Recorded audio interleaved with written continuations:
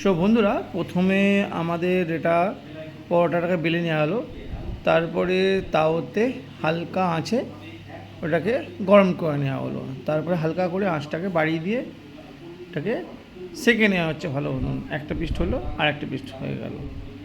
ঠিক আছে, এবার একটুখানি সামান্য তেল দিয়ে দিল। ঠিক আছে, এটা গরম করার পর এবার তেলটা দিয়ে ওটাকে ভালোভাবে ভাজবে। এই দেখুন, ভালোভাবে সুন্দর করে এটাকে ভাজছে। ঠিক আছে, ভেজে এবার সেকেন্ড পিঠটাও ভালোভাবে ভেজে নিল। যখন ভালোভাবে ভাজা হয়ে গেল, এবং একটা ডিম ফাটিয়ে ওর উপর দিয়ে দিল, দিয়ে ওটাকে ভালোভাবে ফেটিয়ে নেওয়া হচ্ছে, যাতে গোটা চারিদিকটা মানে পরোটার মানে ওই রোলটার চারিদিকটা করে ছড়িয়ে যায়। দেখুন কি সুন্দরভাবে করছেন, ইউনিকভাবে, কি দারুণ করছে। এত সুন্দর করে না, দেখলে মানে কি বলবো, সামনে দেখলে ওনাদের খুব ভালো লাগতো। দেখুন কি সুন্দর করলো। আচ্ছা, এবার এদিকটা হয়ে যাওয়ার পর এটাকে আস্তে আস্তে করে গ্যাসটাকে আস্তে করে অল্প করে দিল, করে দিয়ে এবার এটাকে পাল্টে ঘুরে দেবে আস্তে করে। দেখুন হয়ে গেল, এবার পাল্টাচ্ছে। দেখুন এই পাল্টে দিল, এবার ওদিকটা ভালোভাবে ভাজা হয়ে গেলো, এই দিকটা ভালোভাবে ভাজা হয়ে গেল।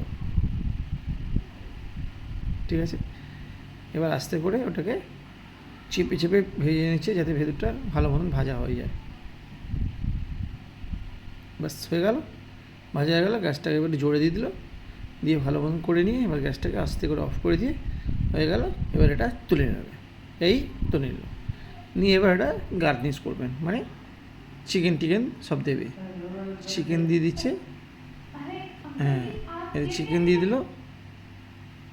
আচ্ছা, এবার একটুখানি স্যালাড দিয়ে দেবে, পেঁয়াজ, শসা, লঙ্কা, একটুখানি সস, তারপরে একটুখানি সোয়া সস দেবে, দিয়ে তারপরে একটুখানি নুন দিয়ে দিল।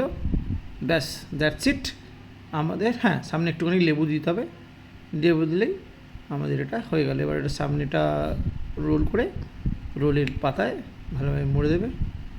দ্যাটস ইট, আমাদের রোল কমপ্লিট। Thank you.